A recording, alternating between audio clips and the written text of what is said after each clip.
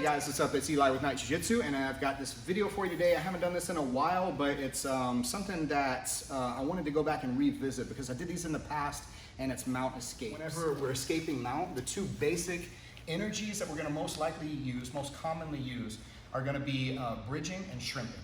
And those are two of the most fundamental movements you learn whenever you first start out in Jiu-Jitsu, and those are going to be the cornerstones of how you escape the mount position. So when you think about a trap and roll escape that we'll show in just a moment, that's going to be bridging kind of energy.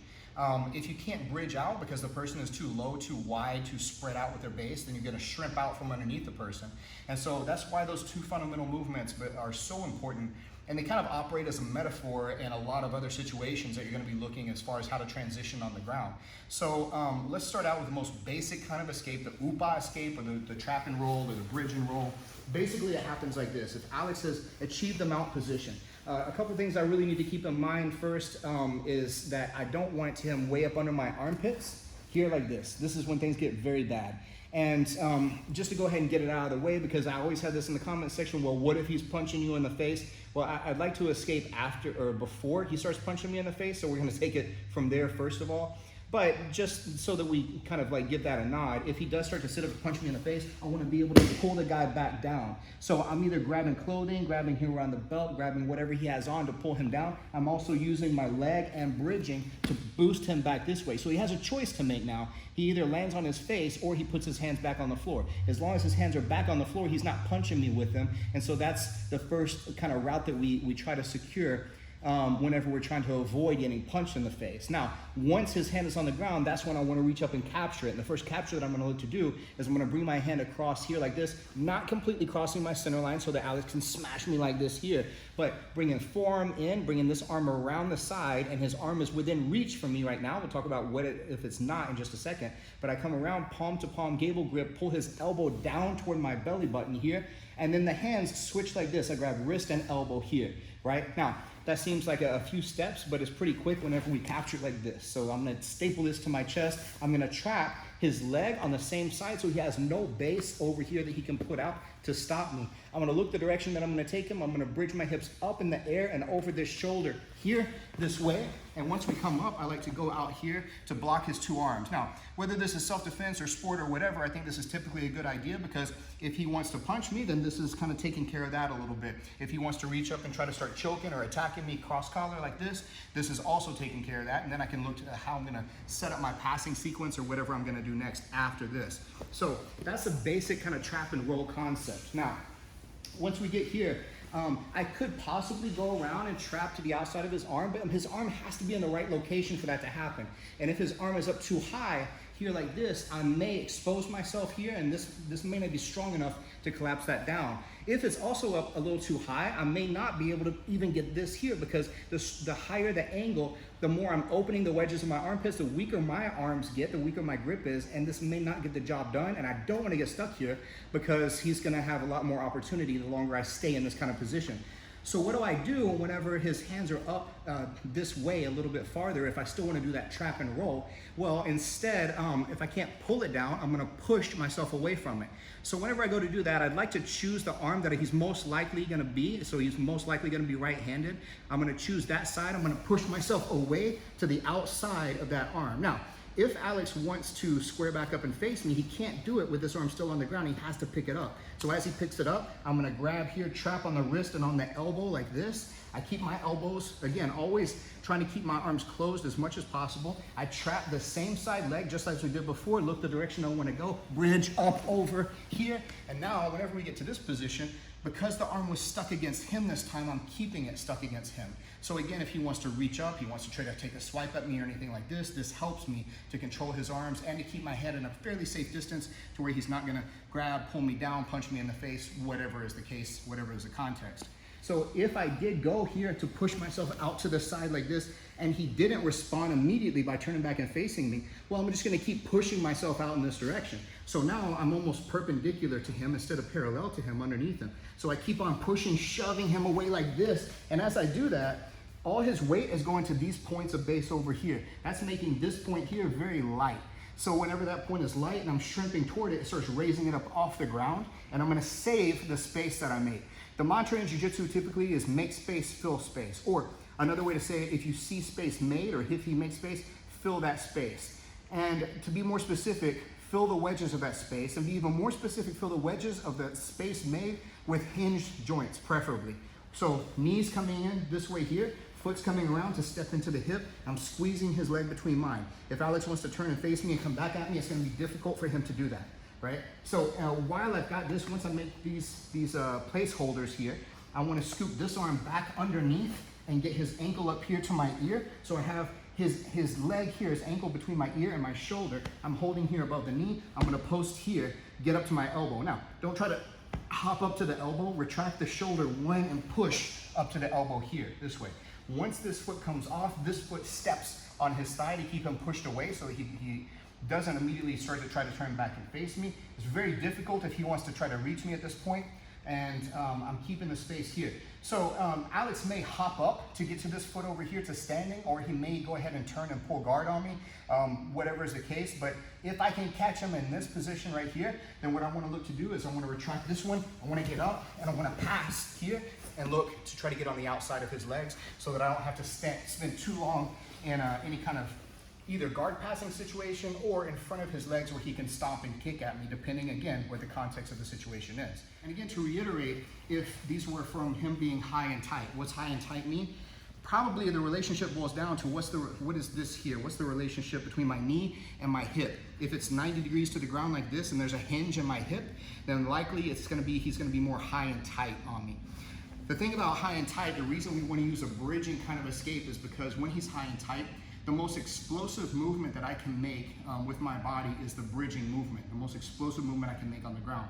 So whenever he's high and tight, his center of his mass is directly located over my hips, so that makes my bridge more impactful against him. So that's why the bridging escapes are very effective whenever he's high and tight.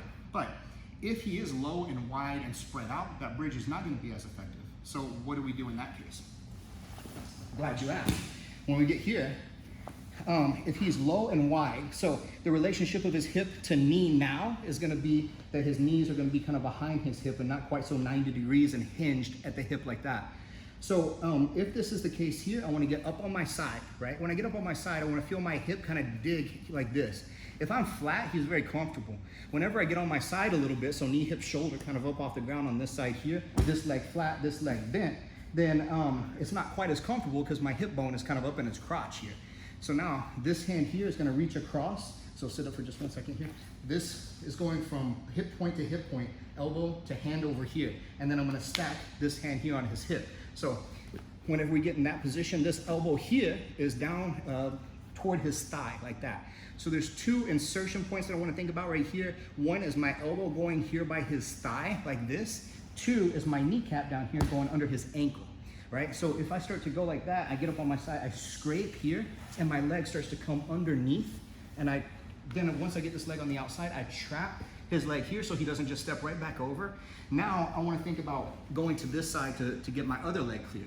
As I go to do that, I don't need to push on his hips on this side. Instead, I'm going to frame here like this against from his chest to collarbone. I want to hold his trap. I want to turn on this side. And I'm trying to avoid, again, based on context, he may want to punch me with this one, right? So I'm blocking that. Or he may want to cross face me here like this, right? Or underneath like this. And all those things are bad, so I'm going to block his bicep on this side now. If I need to, I may reach down and pop real quick. But if I can, I'm just going to clear my knee like this. Once I've cleared the knee on this side, now I want to finish clearing the rest of that leg. I can't really successfully pull this leg all the way out, so I'm going to shrimp toward the side of the trapped leg. I expect that Alex is probably, whenever he feels me start to do that, he's probably going to collapse the space on this side and tighten up. So that's going to make it difficult for me to get that leg clear. So because of that, then whenever we're here like this, I'm going to scoop under his arm and take it with me. So I push my knee and my shoulder on this side away from each other. This foot over here is floating so that it allows me to be able to dish my hips. Once I pull this up and over, now I can fully escape the rest of my leg on that side. And if I'm lucky, I may even wind up here with a little bit of an arm crush at the end of it. I may be a little bit greedy or a little bit ambitious, but if it's there, it's there. So one more time on that one with a little bit less instruction, just so you can kind of see. I get up on my side, framing here on the hip, elbow, knee comes inside, I trap, reach across, frame, push myself out, clear my knee up to here, scoop up this side, this leg comes up on the back, I push my knee and shoulder away from each other, scoop my hip out to this side so I can free my leg, right? So then we've successfully replaced the guard in that case. Some of the things he might do to give me problems whenever we get into this position is sometimes I might get up on my side to start this position, or to start this escape, and I can't really get my knee underneath, and I can't really make the space that I need with my elbow because he's putting a lot of weight here. It's really stuck up against my leg. So I'm gonna use this leg here to reach across and scrape this way. Once I scrape, I don't wanna hang out here too long, but I do wanna capture this, make this little figure four, and then I'm gonna bring this kneecap here up and scoop my hip toward that side. That makes this knee lighter, brings it up off the ground, and then I can clear it this way here, and then go finish out my escape. So that's a little trick that we have sometimes whenever the guy's making his leg really heavy, really sticky on that side, and I can't get the traditional elbow escape like I want to. Something else that whenever I'm in a situation where he's being really heavy and sticky with that foot on the outside, where I'm coming here and I'm trying to get this, and maybe it's flat, and I can't get the knee inside, I can't get my elbow inside really well, and maybe even the scrape, I'm not able to dig underneath with that heel to be able to scrape. Something else that I might be able to do is retract this space here and allow my foot to come underneath and dig under with my toes instead. So now I'm scooping up here with my instep, so I've got shoelaces to shoelaces here like this, and I'm gonna lift here. Now, that's gonna make his foot very light. I'm also gonna use my elbow on the same side to pick the ankle and the knee up off the ground so that now I can take this leg outside and be able to come back through. Now, you could actually get greedy at this point as well and go maybe into the lockdown, start playing kind of a half guard game with him here. Or if you just want to go back to standard kind of elbow escape here and finish out replacing your guard, that's perfectly acceptable as well. Whatever it is, it got me out of that position. So again, what this one is doing here, rather than coming and scraping over on this one, my foot scooping up underneath his foot here, and I'm lifting at the ankle, and I'm lifting here at the knee, picking up, getting my leg out, feeding it back in, trapping that leg, and then going to the other side, trap, get myself the rest of the way out like that. Other problems that occur are sometimes whenever the guy wants to cross his ankles, or he wants to grapevine my legs, or he wants to do something with his feet that makes his mount kind of more reinforced, right? So the first thing, grapevines being where he's flexing here, he's got his feet intertwined inside my legs like this, and this can be very painful sometimes if he's really kind of splaying my legs out like this.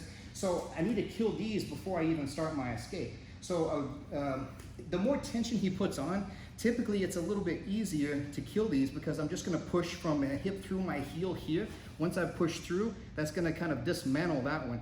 I'm gonna step across to this one, get it all the way to the floor, and then pull my leg off, and now I'm back inside of his ankles. If I can get my legs inside his ankles, this is a really good way to kind of keep him destabilized a little bit as well. Because if Alex wants to sit up, you notice that his feet come together closer because it's more comfortable on his knees and his hips. But if he's down here and I manage to get my knee and my foot here and I'm spreading here, his ankles apart, and if now Alex wants to sit up, it's very difficult for him to sit up here like this. So that's another way to kind of destabilize the guy if he's, I think he's gonna be able to sit up really quickly. So again, to dismantle these grapevines, I want to kick one free, step on the other one, clear my leg off, and now I'm back in position to be able to start my elbow escape or my shrimping escape like that. If though he crosses his ankles, this is a kind of a specialized kind of situation here that can also be really horrible for me. You see this sometimes, even in MMA, the guys will do this, and he can sit up with his ankle still crossing, he can start throwing some punches, and this is pretty bad, right? So, but what he's essentially doing here is he's making a loop around my legs here. So I can't turn on my side, I can't bridge effectively like this. So one thing that I can do though is I'm gonna take my hands here, I'm gonna put them here on his hips. I wanna bring my elbows tight inside this way, and I wanna put my legs together here. So I wanna think about bringing my legs up, and as if I were lying on the ground and taking my pants off, right? So that's kind of what we're looking at here. Whenever I raise my legs and my hips and butt up off the ground, and I bring my legs inside this way, and then essentially I've come up into kind of a makeshift butterfly guard. He may even fall off of me or something sometimes if he's really clumsy, but I'm trying to get my knees inside like this right here so that whenever I sit up, it pushes him back and gets my knees in between us. So again, make space, preferably fill space with hinged joints like the knees and elbows. So what it looks like whenever I'm doing this kind of solo is he's here, he's got his legs wrapped around, ankles crossed underneath like an upside down guard. I put my hands here on his hip bones. I get my elbows nice and tight. I'm not bench pressing here, but I'm bridging a little bit at first, and then I'm lifting my hips and legs and everything up off the ground so that I pull and clear my knees. Once my knees are clear, I push him back, and as much as I can push him back, then I scoop and I keep this kind of almost like a knee shield in the way between us. So a couple of these that I got whenever I posted anything about escaping them out in the past, there's a couple of questions. One, obviously, that we addressed before, what if he's punching you in the face? I think that I've talked about that a couple different times. Get the hands on the ground, escape while the hands are on the ground. Yes, you'll probably get punched in the face a couple times, but that's the tax that you pay for getting mounted in the first place. You shouldn't have done that. So that happens. But if we get here, some other things that can happen that are bad. What if he's choking me, right? What if he's pinning here like this and he's choking me? This is not the biggest issue in the world. Now, obviously, if he's much bigger than me and he's much stronger and he's pinning me down like this, but if I know the basic concepts of escaping the mount from here, then he's kind of giving me a gift, because what he's giving me here, he's presenting his arm. So I'm going to take that same arm, I want to pull down on his wrist here so that it takes some of the weight, even if it's just a little bit, and pushes it off my throat into my chest a little bit more. And then I'm gonna hold here again behind his elbow, bring my elbow inside like that, trap his leg on the same side. And since his hand is here, it's not good enough, it's not accessible enough for him to reach out and post whenever I start to trap and roll. So I can trap and roll while his hands are on me. If I want to defend that same kind of choke from the guard, well, I just pull away like that, and then I get inside on his arms, right? So that's one way that we can kind of handle that. The same concept works for if he's framing and choking me with his forearm or with his hands, one hand or two hands. So that kind of takes care of that to some degree. Another one that people get worried about a lot of the time too, what if he's on top of me and he's pinning my wrist here like this, right? So this is kind of a big brother kind of pin here like this, but this is a scary situation. If you're not here, it can definitely be a panic inducing kind of thing. So what I want to look to do from here is I want to take my hands south and I want to bridge my hips up, right? Whenever I go to do that, it helps to move his support beams and then again, he has a decision that he needs to make. Is he going to land on his face when I do this, or is he going to take his hands and base with his hands to stop from landing on his face? So basically I go here, I'm going to bridge my hips up high and hard, and then I'm going to punch my fist down like as if I were making a snow angel. And when I go to do that though, I'm going to turn my face to the side so he doesn't come down and break my nose with his chest. So I go here like this, and he has to catch himself. Once he goes to catch himself, now we're back in this situation here where I can start pushing myself out from underneath, go back to this, or if he turns back to face me, I trap here and I can go again, right? So that's how we handle the wrist pin like that. So speaking of high and tight versus low and wide, if I make the mistake of allowing him to get up under my armpits, that can be one of the worst positions for me, because the higher he gets up into my armpits like this, my bridge is no longer effective. So I open my armpits like I should not have done. He filled the space here. He's way up high on me. I've bridged my hips. It doesn't do anything to affect his base, so this is not going to be what gets me out. But instead here, the one thing about it is it's not the most accessible thing in the world for him right now to be able to attack me with his hands, unless he sits up here. Yes, now when he goes to sit up, I don't want to reach too much. I don't want to spend too much time covering, because I'm going to wind up absorbing a lot of damage. So again, if I can kind of get him pulled down here like this as much as I can, if that's all I can do, I'm going to go here, C-clamps into the armpit. This is a C-clamp. C-clamp into the armpit here like this. I'm going to bridge up, and I'm going to get my feet into his armpits here, toes inside like this, not wrapping all the way around with my feet, but going here. And then I'm going to use my hands to push away and push my feet as well, turn my head to one side so that I push him up and over. If I'm greedy about it and really ambitious, then maybe I can get a footlock on the way out. But even if I just shove here like this and create a scramble, I've upgraded quite a bit, because I was just in a really horrible mounted position and I've gotten myself out. All right, guys, so anyway, that is a fairly comprehensive guide to escaping the mount in several different ways, several different considerations. Remember, context dictates a lot of things, and just so you're aware, most all of these are not gi dependent. If you go back and you really watch these, I'm not really necessarily using the gi for anything special that's making any of these work. I could translate every one of these to no gi situations, but they're also applicable to the gi. And they're also applicable for self-defense situations for the most part with all of these as well as sport. And that's why I like these here particularly from all the ones that I've learned and practiced over the years. So anyway, I hope that you like these. I hope you get something out of it. And if I missed something, let me know in the comments. Be nice about it, please, but let me know in the comments. And I appreciate you guys watching Night Jiu-Jitsu.